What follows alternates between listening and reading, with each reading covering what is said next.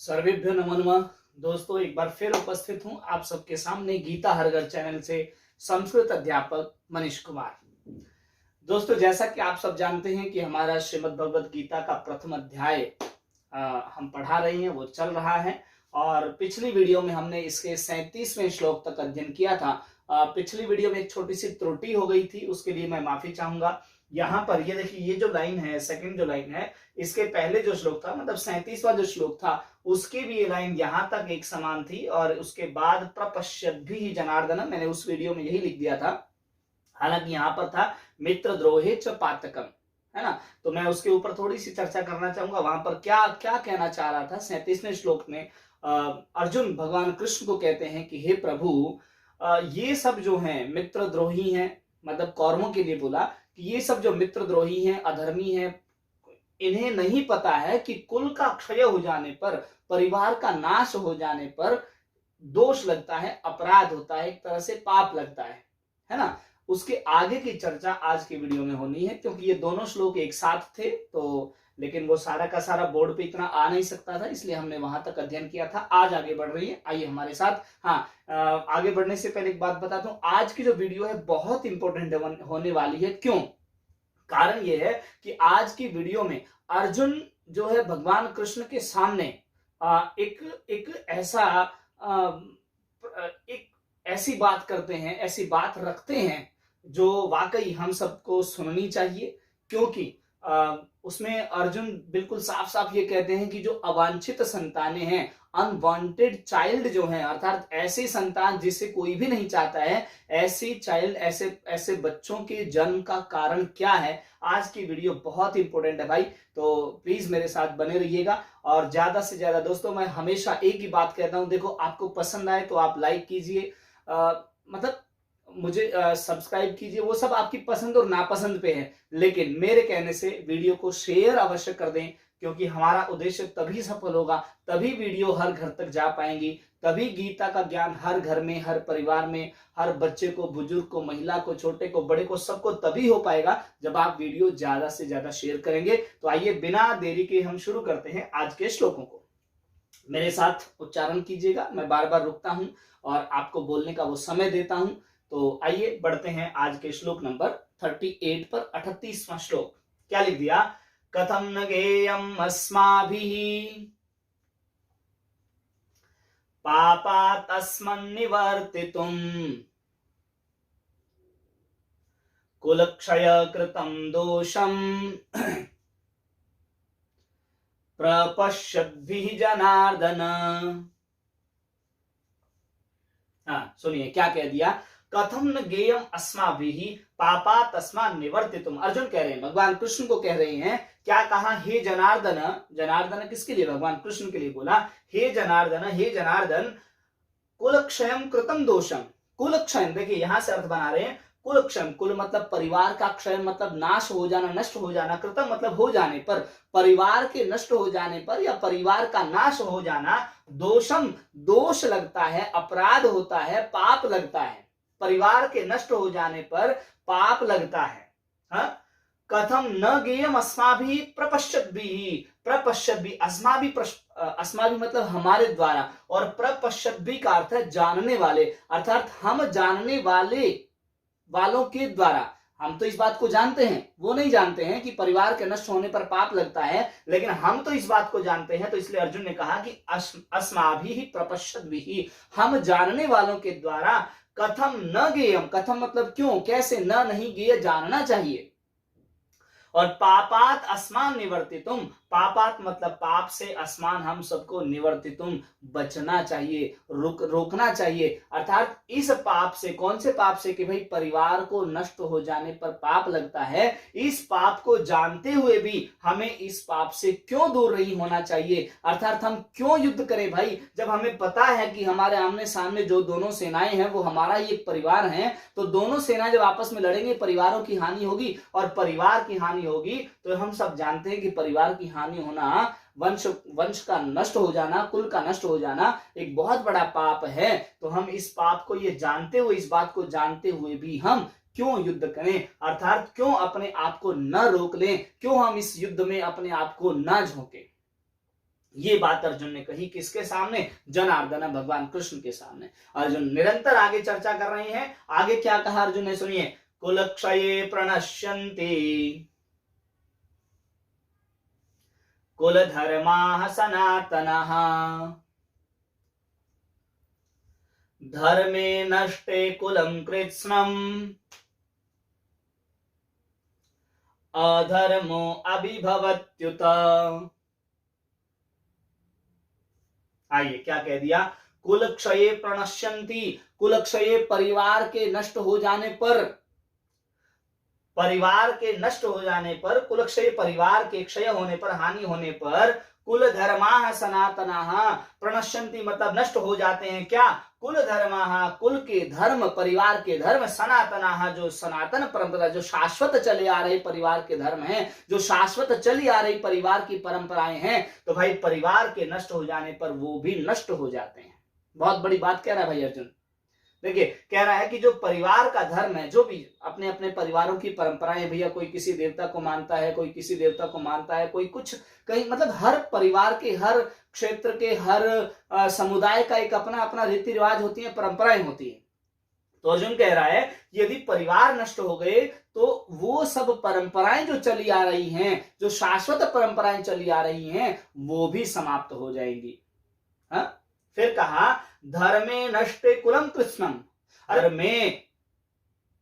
धर्मे मतलब धर्म के, अर्थात धर्म के नष्ट हो जाने पर संपूर्ण परिवार की जो परंपरा, संपूर्ण जो परिवार है वो क्या हो जाएगा?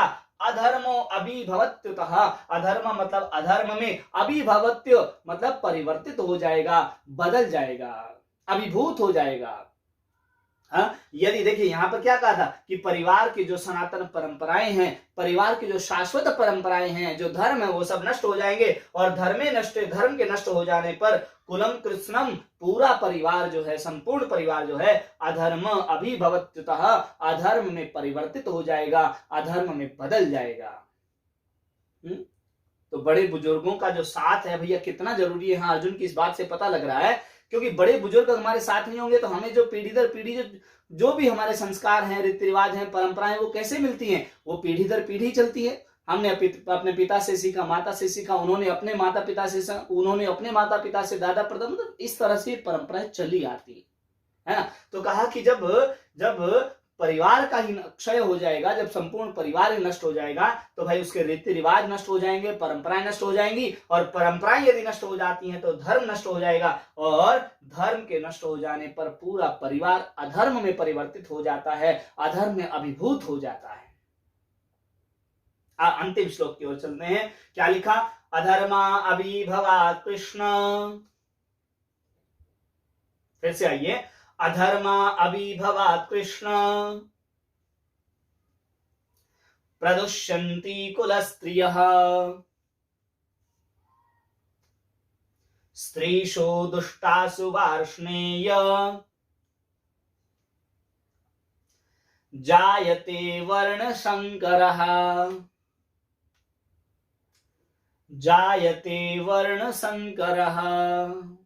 क्या कह दिया? देखिए ये है आज की इस वीडियो का जो निचोड़ है, सार है, वो आज की वीडियो का ये तीसरा श्लोक है।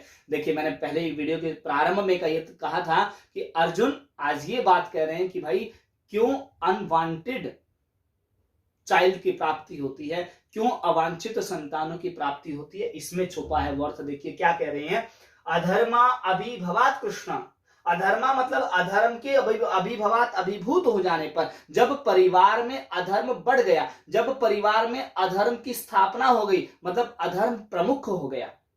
अधर्म प्रमुख कैसे हो गया? ऊपर बताया था कि पूरा परिवार जो है, परिवार के नष्ट हो जाने पर संपूर्ण परिवार में क्या हो जाता है? धर्म के नष्ट हो जाने पर, धर्म के नष्ट हो जाने पर पूरा परिवार पर अधर्म का आधिपत्य हो जाता है।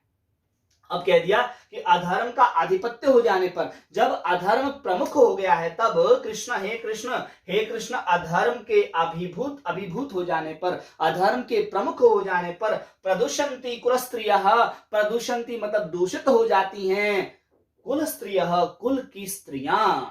बहुत बड़ी बात है भाई, परिवार की जो स्त्रियां हैं, परिवार की जो महिलाएं हैं, वो दूषित हो जाती हैं, अर्थात उनका स्त्रीत्व नष्ट हो जाता है, स्त्रीत्व धर्म नष्ट हो जाता है। कब? जब परिवार में अधर्म प्रमुख हो गया है तब। और अधर्म प्रमुख कब होगा? जब जब परिवार का क्षय हो जाएगा, धर्म का अभाव हो जाएगा, तब अधर्म का प्रभाव बढ़ेगा। तो अधर्म के ये हो जाने पर, अधर्म के अभिभूत हो जाने पर, अधर्म का आधिपत्य हो जाने पर, हे कृष्ण, कुल की जो स्त्रियां हैं वो क्या हो जाएंगी? प्रदूषंती, दूषित हो जाएंगी। आगे कह दिया, स्त्रीषु दुष्टासु वार्ष्णेय, हे वृष्णवंशी। भगवान कृष्ण के लिए शब्द आया है वार्ष्णेय, हे वृष्णवंशी, हे वृष्णिवंशी। स्त्रीषु दुष्टासु, स्त्रियों के दुष्ट हो जाने पर, जब स्त्रियों का अस्तित्व समाप्त हो गया है, तब जायते मतलब पैदा होती हैं, वर्ण संकरः, वर्ण संकर अर्थात अवांछित संतानें तब पैदा होती हैं। कब? जब स्त्रियों का अस्तित्व नष्ट हो जाता है, जब महिलाएं दूषित हो जाती हैं, तब इस तरह की अनवांटेड चाइल्ड वहां से जन्म लेते हैं। हाँ?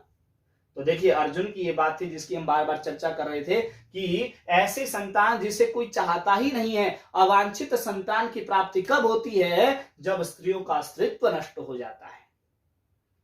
अर्थात जिस परिवार में धर्म की हानि हो जाएगी, जिस परिवार में अधर्म बढ़ जाएगा, अधर्म प्रमुख हो जाएगा, उस परिवार की जो महिलाएं हैं वो दूषित हो जाएंगी, और दूषित होने पर उन महिलाओं से वर्ण संकर की प्राप्ति होगी, अर्थात अवांछित संतानों की प्राप्ति होती है। दोस्तों, इसलिए देखिए गीता, क्यों मैंने कहा कि गीता एक बहुत बड़ा ज्ञान है, और किसी एक जाति विशेष के लिए नहीं, किसी धर्म विशेष के लिए नहीं है, ये तो मनुष्य जाति के, संपूर्ण मानव जाति का उद्धार करने के लिए ग्रंथ है भाई।